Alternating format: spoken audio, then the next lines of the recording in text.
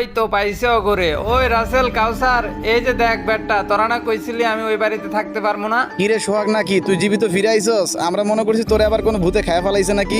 আমিও তো সেটাই ভাবছি। আমি জানি তো তোরা এইগুলাই ভাববি। আচ্ছা তোর কি ওইখানে একটু ভয় করলো না? ওই বাড়িতে মানুষ দিনই ভয় পার, তুই সারা রাত কাটাই দিলি কেমনে কি? আচ্ছা তোরা কি বলত নাকি? ভয় পাইলে কি আর আমি ওইখানে গেতাম? আরে রাসেল, সত্যি ওর অনেক সাহস আছে। তোদের সাথে বাজিটা ধরে আমার ভালোই হয়েছে। আমি ওইখানে যে জিনিসটা দেখছি আর কিছু তো নিয়েও হয়েছি, এখন সাদিয়ার মতো মেয়ে আমার পিছন পিছন ঘুরবে। হিরে বন্ধু, কি দেখছস? যা দেখছি তো দেখছি, তোদেরকে বলতে যাব কেন?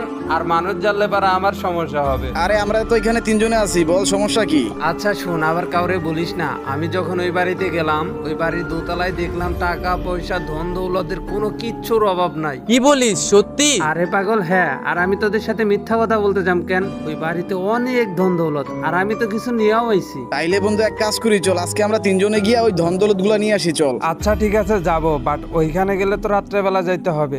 দিনের বেলা গেলে মানুষজন দেখলে সমস্যা হবে। আর একটা বার যদি ওই ধন দৌলত গুলো আনতে পারি, আমরা হয়ে যাবো এলাকার মধ্যে কোটিপতি। তাইলে তো বন্ধু পুরাই কাম হয়ে যাবো। তাইলে চল আজকে রাতেই যাই। আরে বেটা জামু না মানি? অবশ্যই জামু। এখন তো বিকাল, চল তাইলে এখনই রওনা করে দেই। যাইতে যাইতে রাত এমনিতেই হয়ে যাবে। হ্যাঁ চল তাহলে। আচ্ছা তাহলে রওনা শুরু করি, চল চল চল।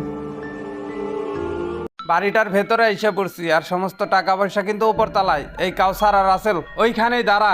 আরে দূর, এমন ভাবে ডাক দিছস পুরাই ভয় পেয়ে গেছিলাম। আমার তো একটু দেরি সইতেছে না। কি হইলো আবার হঠাৎ করে থামতে কইলি যে? আরে এত ব্যস্ত হয়েছিস কেন? আর দেখ, তোদেরকে কিন্তু আমি এখানে বিশ্বাস করে নিয়ে আইছি, কেউ যেন কোনোভাবে জানতে না পারে। আরে ধুর, তুই কি পাগল হইছস? এগুলা মানুষটা জানামু আমরা? আরে পাগল, তারপরেও তোদেরকে সতর্ক করে দিলাম। আর মানুষজন জানলে তো আমাদেরই সমস্যা হবে। তাইলে এক কাজ কর, আমি আগে উপরে যাই, তোরা আমার পিছন